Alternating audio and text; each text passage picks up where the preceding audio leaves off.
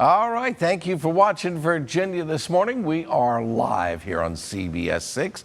Did you know the average employee saved approximately $4,000 by working from home during the COVID-19 pandemic? That's according to the recent Flex Job survey. Between now and Labor Day, many Americans are going to be heading back to the office. Yes, they will. And here to talk about some steps that you can take to reset your finances as you return to work is local certified financial planner Daniel Hill of Hill Wealth Strategies. We welcome him back to Virginia this morning. Good morning, Daniel. Good to see you again. Thanks for having me.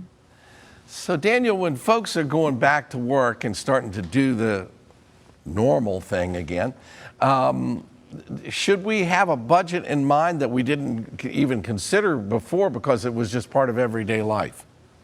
Most definitely. It's been a I know in my 64 years on the planet, this has been the craziest year that I can remember. And so we're getting back to normal. You know, certain expenses went down, certain expenses went up. Like you mentioned earlier, we're going to have to go back to Starbucks now and buy that expensive coffee. We're going to have to pay for lunches now. And the food prices and coffee prices certainly have gone down. So it's a good thing to set either weekly or monthly budget to make sure you're staying on track. What are some of the best ways to figure out maybe where you've been saving and where you need to focus before you go back to the office? Because I assume having the plan in the first place is essential. Yeah, for sure. So I think, as we just mentioned, I think we saved on food, and I think we saved on coffee. We definitely saved on gas, and transportation. So like I said, those expenses for most people went down, but things that went up might have been our heating and air conditioning bills, our utilities, and our internet. I know for me, the first thing I told my wife, Susan, to do is call and get me the fastest internet that's available. Yeah, and so, you needed that because you were working there all the time, but now you're going to be back in an office. So we've been saving, even without paying attention to how we were saving, but not using the car as much. The wear and tear was down, the fuel consumption was down. So how do we keep saving once we start getting back in there? Well, just like you said, man, we need to just keep saving. So those monies that we've been using, we may have, and one of the things we're going to talk about and lead into it now, I guess, is we took some of those extra monies that we had and perhaps paid down some of our credit card debt, got rid of some of that high interest credit card. So if we're getting rid of that now, we should just divert those dollars and that cash flow over into savings, maybe increase our retirement savings in our 401k or IRAs, but divert that money to a good place. Not just be happy that it's sitting there and that you saved, actually do something with it that's going to be worthwhile, not just letting it sit there in that pot. Yeah, or saying, hey, now we can go out for another meal, or something, which, so yeah, plan for the future, save for the future. So one of the things when my kids were growing up and got their first car and everything was I didn't allow them to use a debit card or credit card for gasoline, because if you got to get out of the car, take the hard cash out of your pocket, walk inside and pay for it, it was more real. Right. And so are we going to start using cash again, or how's that going to work? Well, we definitely, I don't know about that, Bill. I don't know if we're going to go back to cash. It took me forever not to have the cash in my pocket and to go to a debit card.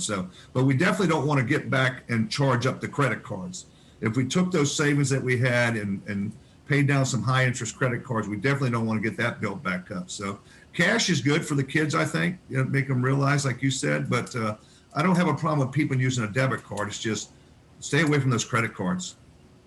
And I think the things that have recurring charges. So maybe during the pandemic, if you subscribe to Hulu and Netflix and you find now that you're back at the office and you have more responsibilities, you have more things you can do out and about outside of the house with friends, remembering those subscriptions that are just cycling month after month on your card. I feel like that's the modern day pulling out your wallet and using money.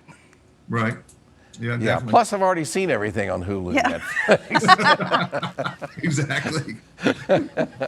Daniel, we always appreciate you spending some time with us. We always learn something, and even if it's just a reminder of what we already knew, We appreciate you bringing that up for us, and come back again soon and save us some more money.